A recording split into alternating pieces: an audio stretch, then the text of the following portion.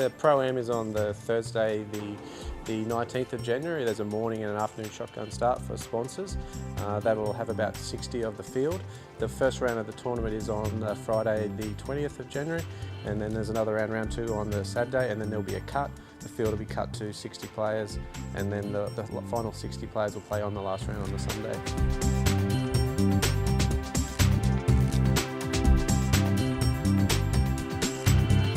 My initial involvement started back 3 years ago. We had a Pro-Am here that Michael Costello and myself discussed, and he wanted to sponsor an event here, and we went with a ladies Pro-Am event, and then from that it's just grown into the Ladies Classic.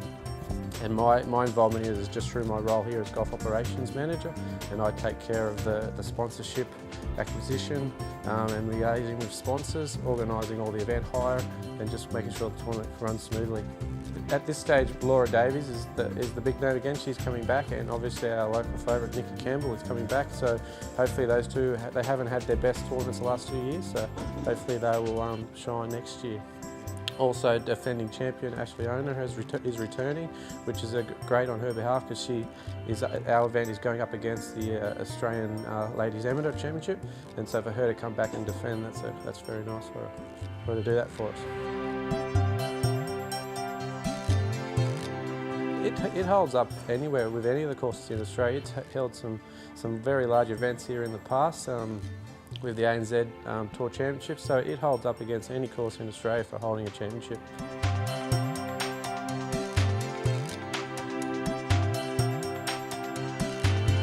On the Saturday we have a junior clinic at 3:30 in the afternoon, which is we encourage all the juniors to come out to that. We have the LAPG Tour girls here helping out with that clinic, and it's a good fun day, and it's been successful over the last 2 years.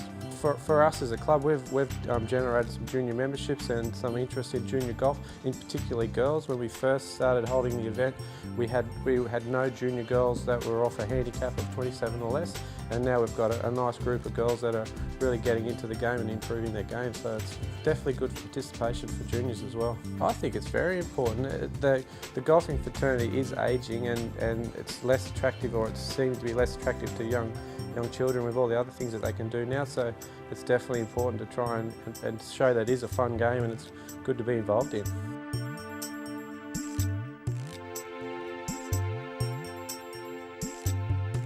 This is the 3rd year that ActewAGL has been involved with the Classic. We're the inaugural sponsors and part of developing it as well with Royal Canberra Golf Club and the ALPG. So it's a fantastic event for Canberra. This year it's a little bit earlier. We start the first rounds on the 20th of January with the final round on Sunday the 22nd of January.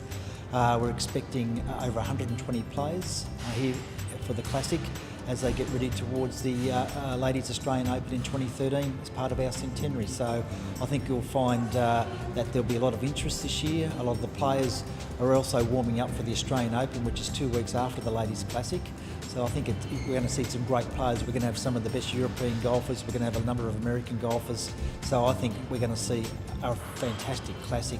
We're going to see some great golf. Royal Canberra, I have to say, is looking magnificent with the rain that we've had. A bit of sunshine wouldn't go astray now, but if it keeps going like this, the course is probably the best we're ever going to see it. This year we've had a great season as far as rain goes, so the course is looking its best. In 2013, Royal Canberra was lucky enough to be hosting the Australian Open, which will be an LPGA event, which is huge for Australian golf.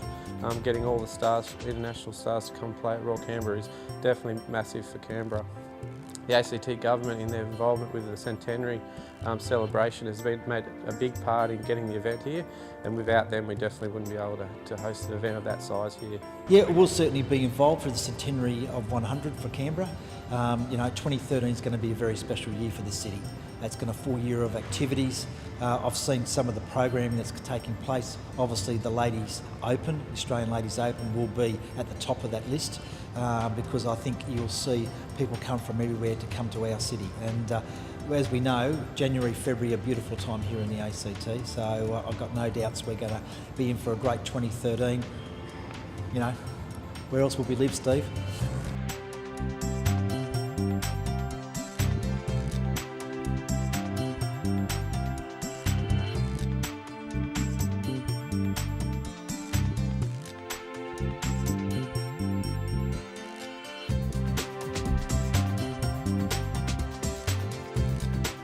The process with the ACT government and Royal Canberra and Golf Australia, that they've been negotiating this for the last couple of years, and as far as the process, it's just getting them to support our event and providing the money to bring the event to Canberra.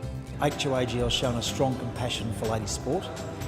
We're involved with the caps, we're involved with the golf, so we think this sort of sport is going to be great for Canberra.